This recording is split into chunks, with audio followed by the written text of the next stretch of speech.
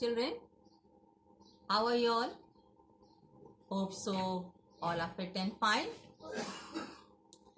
Children, you all are welcome to our history class. Before starting today's session, let's see to the previous session's topic, in which you were told about the development of writing, for which evidences were found which proves that writing developed in Mesopotamia. What made the people learn to write? That also was explained to you. And on what were they writing and how was it stored? Everything was explained to you in the previous session.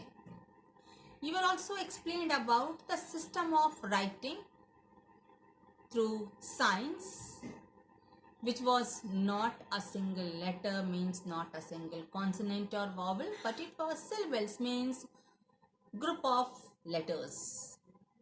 You were also explained about the use of writing, in which you were explained through a story, means an epic poem of Enmarker and the Messenger, which tells about the use of writing. How was it used in Mesopotamia? With this, today we start a new topic, urbanisation in southern Mesopotamia. इसी के साथ आज का session हम शुरू करते हैं. दक्षिण मेसोपोटामिया का शहरीकरण. Now the question is, why do we say that urbanization started in South Mesopotamia? Means why we speak, why the topic is not about other directions, why in southern Mesopotamia? Always, of course, children, you remember in the previous sessions you were told that urbanism started developing in southern Mesopotamia.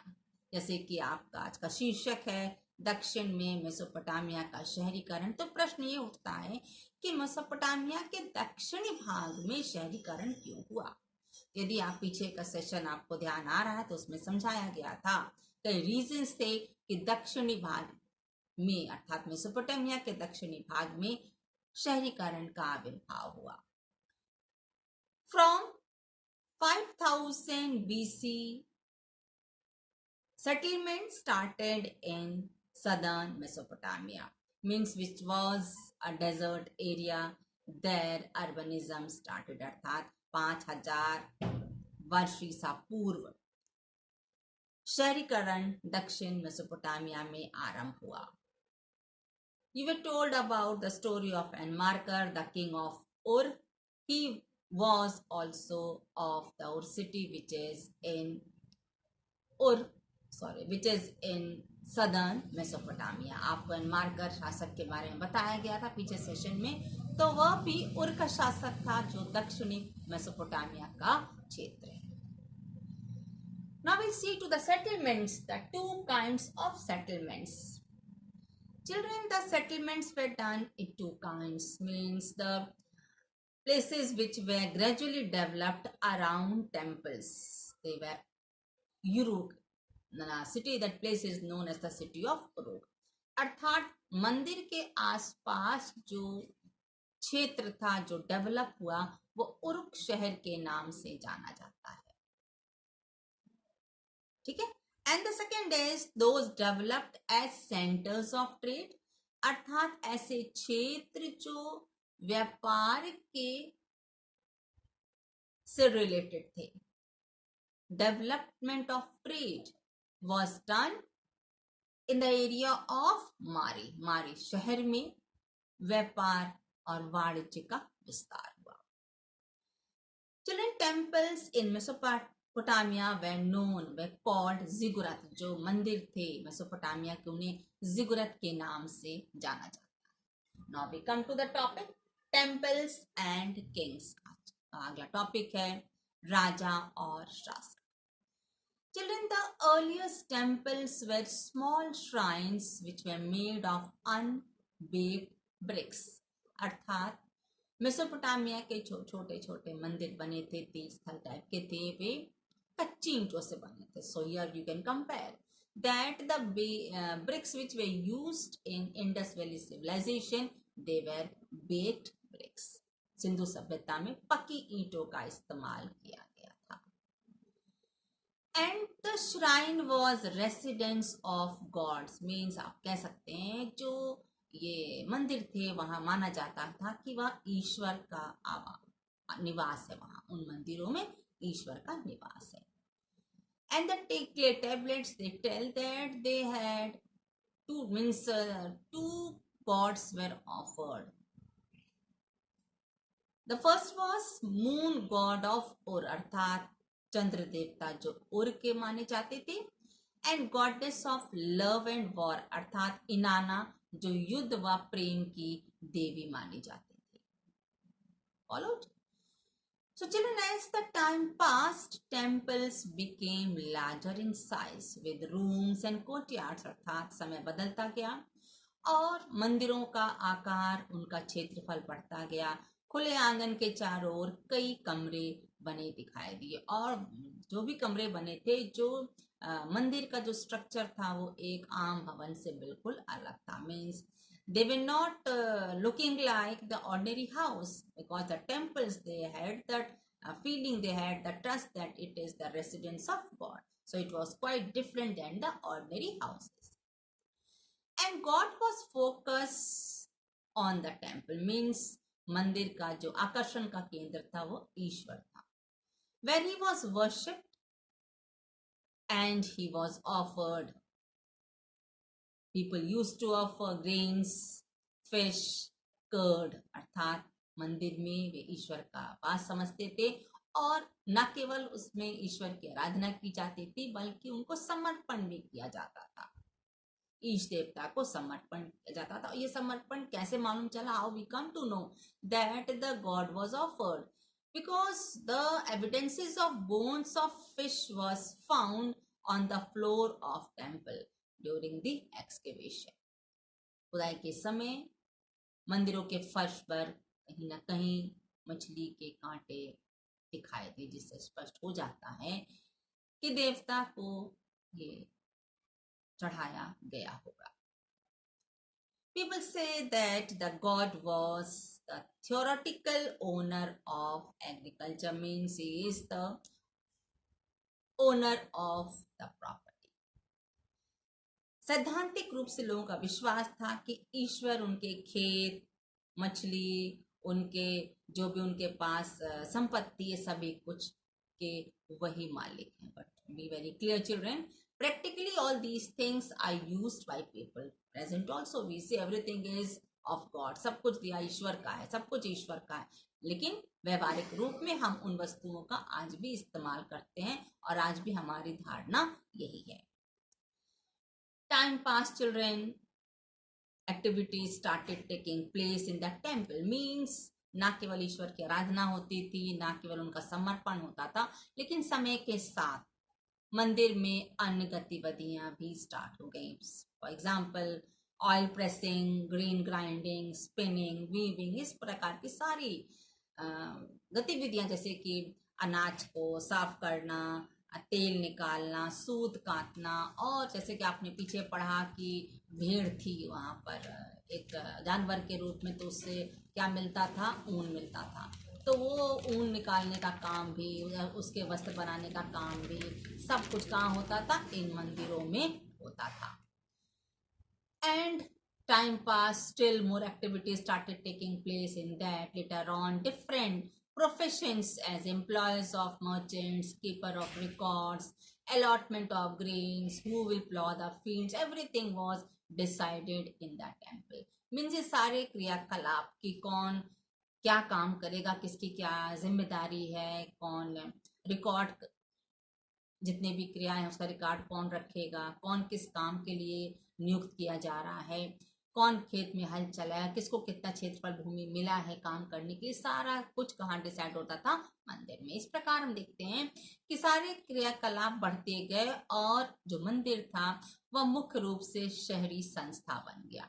Even the surplus grains they also were stored in the temple. जैसे कि आप जानती हैं कि agriculture काफी rich था, कृषि समृद्ध थी, तो जो भी सरप्लस ग्रेन्स होते थे उसे मंदिर में ही स्टोर किया जाता था. Means temple was the center of different activities and it had become the urban institution. Followed? Till now you have heard about the temples. And children, you have heard in different sessions about the prosperity of Mesopotamia. But is it only prosperity was there? There were no challenges. Of course, children, our life is full of challenge. Here also it happened because the work was done on different levels. You have heard about distribution of food, division of labor, many things which were supposed to be done by authority. So it shows that there were problems. Now we'll see about the problems here. Problems which way natural and man made. क्या समस्याएं थी? वो समस्याएं प्राकृतिक भी थी और मनुष्यकृत भी थी. So when we speak about natural means you know that Mesopotamia was between the two rivers. It means the place between the two rivers, very clear that water will be one of the problem. Flow of water, river water will be the problem. क्योंकि Mesopotamia दो नदियों के बीच का क्षेत्र था, तो स्पष्ट है कि उन नदियों से कहीं ना कहीं प्राकृतिक आपदाएं भी वहां फेस की जाती होंगी. And man made problems means उसी पानी को लेकर कहीं ना कहीं लोगों के बीच विवाद भी होता था. So will see about these problems. Children, as people who were living on upstreams, they used to divert the channels on their fields, which was said as man-made problem. Means जो आप समझ सकती हैं, जो अपस्ट्रीम होता है, upstream मतलब जो नदी का बहाव जब ऊपरी जिस स्थान से ऊपरी हिस्से से होता है, अर्थात नदी के बहाव का ऊपरी हिस्सा अपस्ट्रीम कहलाता है और नदी के बहाव का निचला हिस्सा डाउनस्ट्रीम कहलाता है. Clear? So means the downstream people use to face lack of water, क्योंकि जो अपस्ट्रीम पर जो ऊपरी सतह पर रहने वाले लोग थे वो कभी कभी उन चैनल्स को डाइवर्ट कर देते थे, नदियों के जो चैनल्स होते थे. इससे नीचे के एरिया में पानी की कमी हो जाती थी. And even the silt which used to be collected at the channels, that also was not cleaned by the people. So that also was the problem. अर्थात चैनल से जो जमी हुई मिट्टी थी उसे भी लोग नहीं निकालते थे, जिससे डाउनस्ट्रीम में रहने वाले लोगों को पानी की कमी का सामना करना पड़ता था. तो इस प्रकार की जब समस्या थी तो ये स्पष्ट है कि लोगों के बीच विवाद होता था. The next is about the natural problem. Children, as you know that the land was too fertile, but still farming was affected. कहीं ना कहीं अनाज के उत्पादन पर नकारात्मक प्रभाव पड़ता था. कैसे? Because too much of water resulted into flood. नदी का बहाव तेज होता था समय समय पर, जिससे क्या होता था? बाढ़ आ जाती थी और फसल का नुकसान होता था. And sometimes the course of river used to change because of the high volume of water. That also resulted into destruction. कभी कभी नदियों के तेज बहाव से नदियों का जो बहाव का जो रास्ता होता था, नदियां अपने रास्ता बदल देती थी. इससे भी क्या होता था? बाढ़ आती थी और फसलों का नुकसान. And about all this, children, how we have come to know all this were recorded on clay tablets, which tells us about the system which was taking, about the problems which had taken place in the past. Now children, because there were conflicts, the situation was changed. क्योंकि विवाद होता था तो उससे परिस्थितियां प्रभावित हुई. अब उस विवाद का क्या परिणाम हुआ? विवाद लगातार होते थे. So continuous warfare in the region resulted into leadership quality, where the people, the person, he used to wish that he should have many followers so that he can gain publicity. अब उन विवादों को समाधान करने के लिए कोई एक प्रतिनिधि की आवश्यकता थी और वह प्रतिनिधि चाहता था कि उसके अधिक से अधिक फॉलोअर हों, भक्त हों उसके, जिससे उसको पब्लिसिटी मिले, जिससे अधिक से अधिक लोग उसको जान सके. And this the result of this was that emergence of chief means इससे क्या हुआ, एक नए प्रतिनिधि के रूप में जनता के बीच से लोग सामने आए। और ये व्यक्ति क्या करता था, लोगों को ऑर्डर देता था, लोग उसके बातों को मानते थे। Means that person concern, he used to give command, he used to give order, and the people others they used to follow. In that situation अगर कोई समस्या है तो उसका समाधान उन्हीं प्रतिनिधियों के द्वारा किया जाता था। Means the benefit what he will have, the chief, the benefit whatever he will have, what he will do, he will distribute it among his followers so that he can get more support from the people. अब चूंकि इससे क्या हुआ, उस प्रतिनिधि की साख बढ़ती थी। कहीं युद्ध होता था तो उसमें भी वह कह सकती हैं वो लीड करता था, तो उससे लूट का माल भी उसको मिलता था, उसकी साख भी बढ़ी।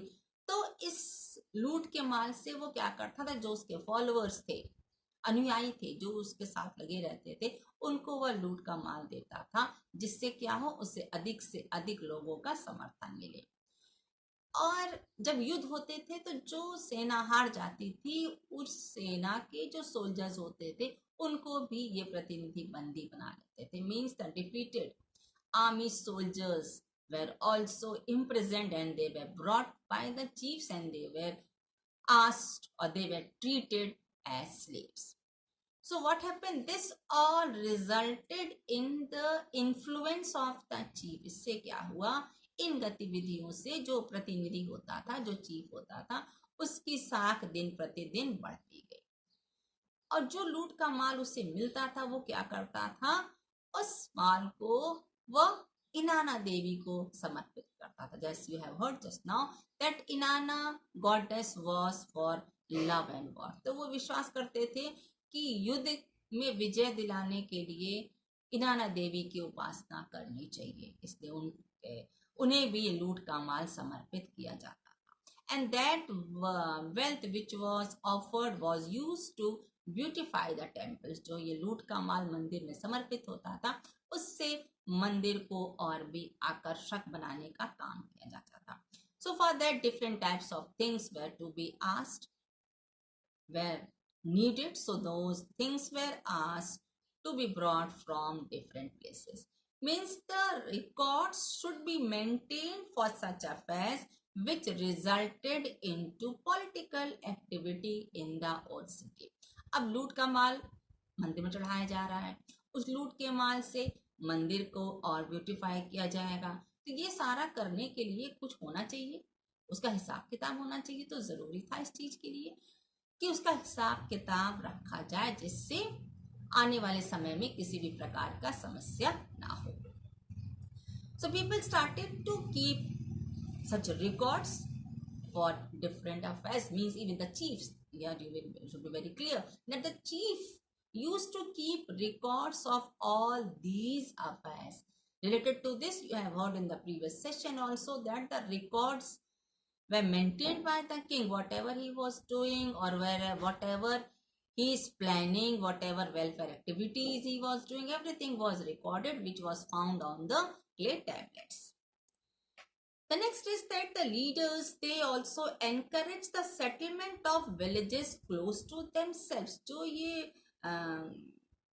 सेटलमेंट होता था, जो ये राजा के टाइप होते थे, आप राजा ना कहिए, अगर आप इनको आप चीफ कहिए या प्रतिनिधि कहिए या नेता कहिए, ये चाहते थे कि शहरों के आसपास ही गांव को भी बसाया जाए। क्यों? क्वेश्चन है, why?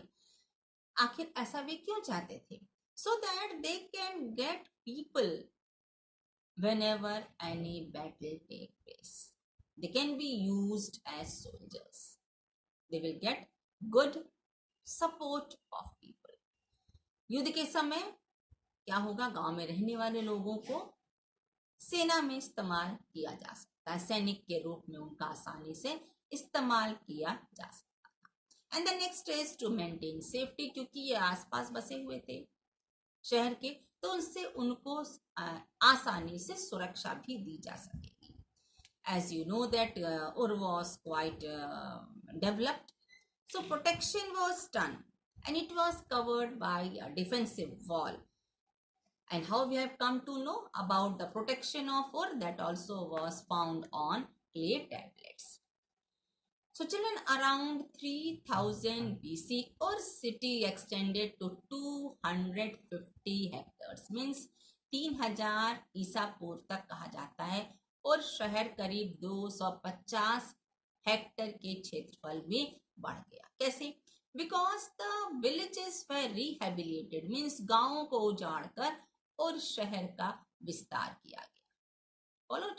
Thus children, the chief used to involve local people and prisoners, means the defeated soldiers, for the work of temple and in own affairs। अब ये जो चीफ होता था वो आसपास के रहने वाले या गांव के लोगों को मंदिर में काम करने के लिए, अपने भी पर्सनल कामों के लिए वह उसका इस्तेमाल करता था। अब केवल उन लोगों का इस्तेमाल नहीं होता, they were not only asked to work but they were paid, means the people those who were working in the temples और under the kings, they were given food grains, उनको राशन दिया जाता था।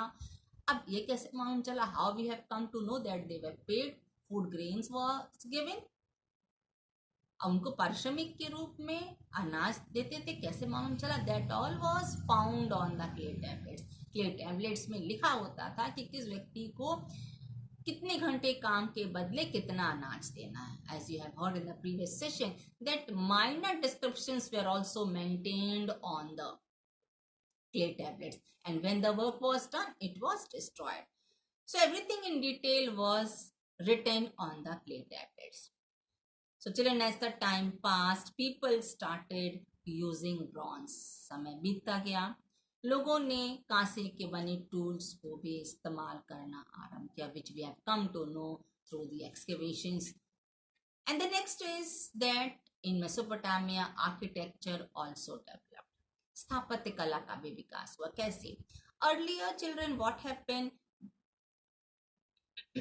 वुडन कॉलम्स वर मेड, लकड़ी के खंभे या स्तंभ बनाए जाते थे जो काफी रिस्की होते थे। समय बीतता गया, स्थापत्य कला का विकास हुआ।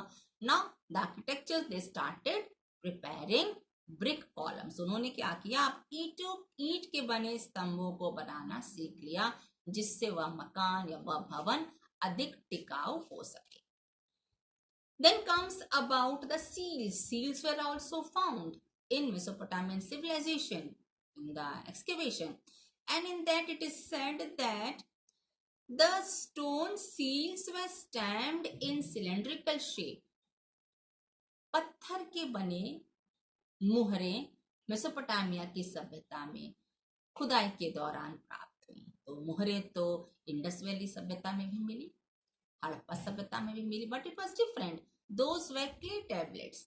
उसमें क्या होता था? किसी की भी उसमें आकृति, जैसे कि पशुपति की या किसी भी की आकृति बना दी जाती थी जो ऑथेंटिक होती थी।